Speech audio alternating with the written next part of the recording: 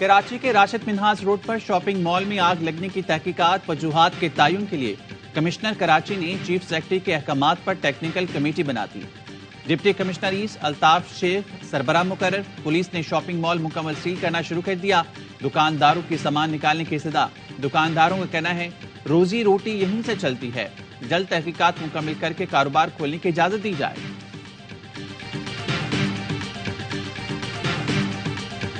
غزہ میں 4 روزہ عارضی جنگ بندی کا آخری روز، آج بھی قیدیوں کا تبادلہ ہوگا۔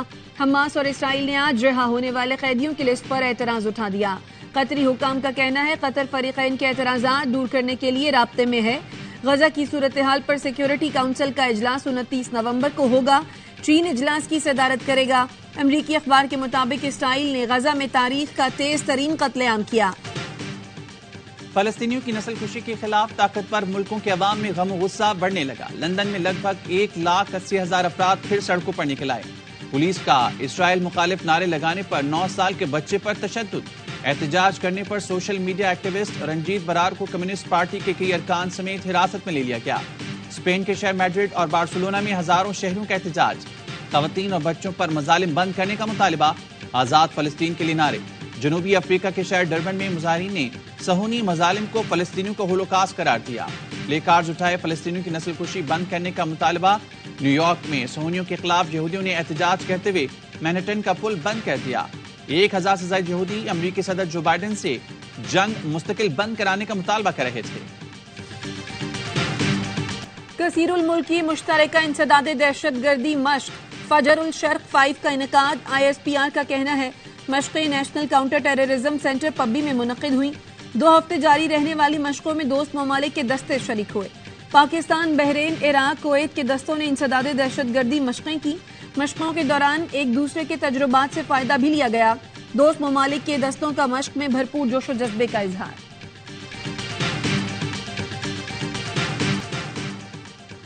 سابق مشیر داخلہ شہزاد اکبر پر برطانیہ میں نامعلوم افراد کا مبینہ حملہ۔ شہزاد اکبر کہتے ہیں گزشتہ روز میرے گھر پر نامعلوم افراد نے دھاوا بولا، مجھ پر تیزاب پھینکا۔ شکر ہے بیوی اور بچے محفوظ رہے، مجھے کچھ چوٹیں آئی ہیں۔ پولیس نے تحقیقات شروع کر دی ہیں، ظالم جلد بے نقاب ہوں گے۔ PTI نے عام انتخابات عدلیہ کی زیر نگرانی کرانے کے لیے عدالت سے رجوع کر لیا۔ پشاور ہائی کورٹ کا الیکشن کمیشن کو نوٹس۔ درخواست گزار کے وکیل کا کہنا تھا گورنر اور نگراں صوبائی حکومت متنازع ہو چکے ہیں، PTI کو انتخابی مہم کی اجازت نہیں۔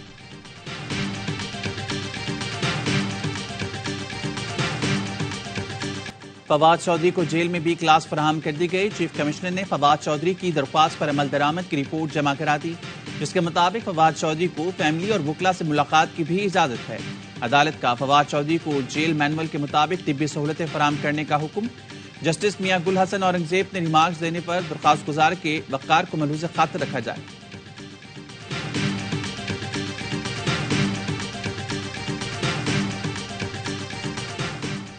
سٹی کورٹ میں پیشی کے دوران حسان نیازی کو فرار کرانے کا کیس۔ کراچی کے جوڈیشل مجسٹریٹ نے علی زیدی کو اشتہاری قرار دے دیا۔ علی زیدی کے خاکے آویزاں کرنے کا حکم۔ ملزم کی منقولہ اور غیر منقولہ جائیداد کی تفصیلات طلب۔ مقدمے میں نامزد حلیم عادل شیخ پر فرد جرم کے لیے 9 دسمبر کی تاریخ مقرر کر دی گئی۔ پنجاب کے کئی علاقوں میں اسموک کا راج برقرار۔ لاہور کی فضا آج بھی انتہائی مضر صحت۔ آلودہ شہروں میں پہلے نمبر پر۔ ایئر کوالٹی انڈیکس کے مطابق پارٹیکولیٹ میٹرز کی تعداد 415 ریکارڈ کی گئی۔ آلودہ ترین شہروں میں بھارتی دارالحکومت دلی دوسرے نمبر پر رہا۔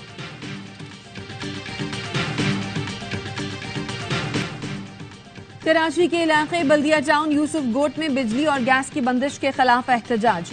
مشتعل مظاہرین نے ٹائر جلا کر ہب ریور روڈ بند رکھا۔ مظاہرین کہتے ہیں 2 ہفتے سے گیس اور بجلی نہیں مل رہی۔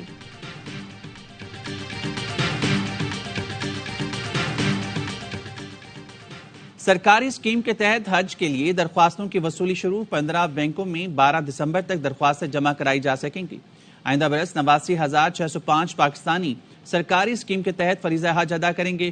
پہلی بار خواتین محرم کے بغیر حج ادا کر سکیں گی۔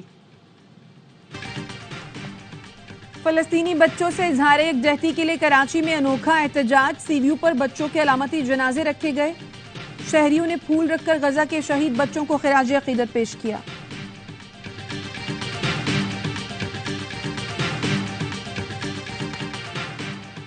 بابا گرو نانک کے جنم دن کی تقریبات، سکھ یاتریوں کی پاکستان آمد، حکومت پاکستان اور پنجاب پولیس کے اقدامات پر خوش۔ شیخوپورہ پولیس نے سکھ یاتریوں کا والہانہ استقبال کیا، گلدستے پیش کیے۔ دنیا بھر سے آئے سکھ یاتریوں کا حکومت پاکستان اور پولیس سے اظہار تشکر، کہا پولیس کے ویلکم نے دل خوش کر دیا، ہمیں یہاں کر اپنا ہی پنجاب لگا۔ سیکیورٹی کے بھی فول پروف انتظامات ہیں۔ مقیم غیر ملکیوں کی وطن واپسی کا سلسلہ جاری، گزشتہ روز 1640 غیر قانونی افغان باشندے اپنے ملک چلے گئے۔ اب تک 2,54,775 غیر قانونی افغان باشندے واپس جا چکے ہیں۔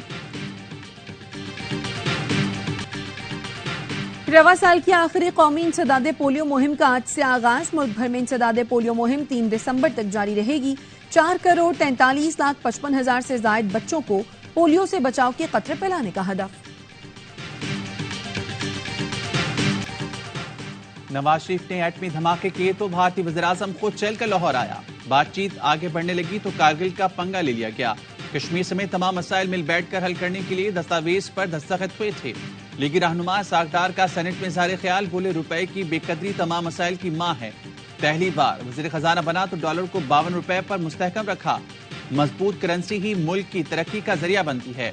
دسمبر 2017 میں پاکستانی روپیہ ایشیا کی مستحکم ترین کرنسی تھی۔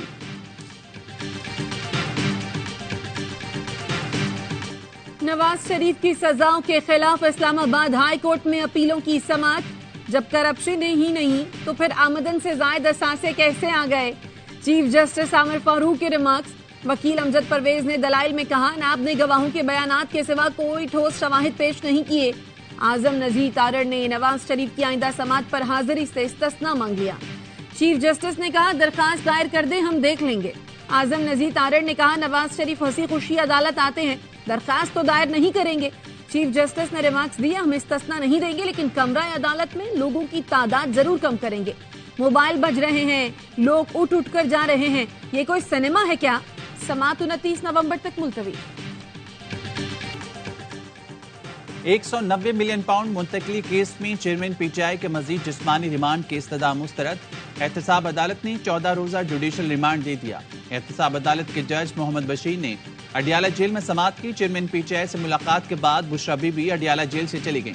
چیئرمین پی ٹی آئی کے وکیل لطیف کھوسا نے میڈیا سے گفتگو میں کہا، القادر کیس اب ختم ہو گیا ہے، چیئرمین کے اکاؤنٹ میں ایک دھیلا نہیں آیا، یہ فساد اس لیے ہے کہ الیکشن مؤخر کرایا جائے، تفتیش کا ڈھونگ رچایا گیا، اگر -1 اور 2 کا فارمولہ بنائیں گے تو ملک آگے نہیں جائے گا۔ Chairman P T I election لڑنے کے لیے پرعزم ہے۔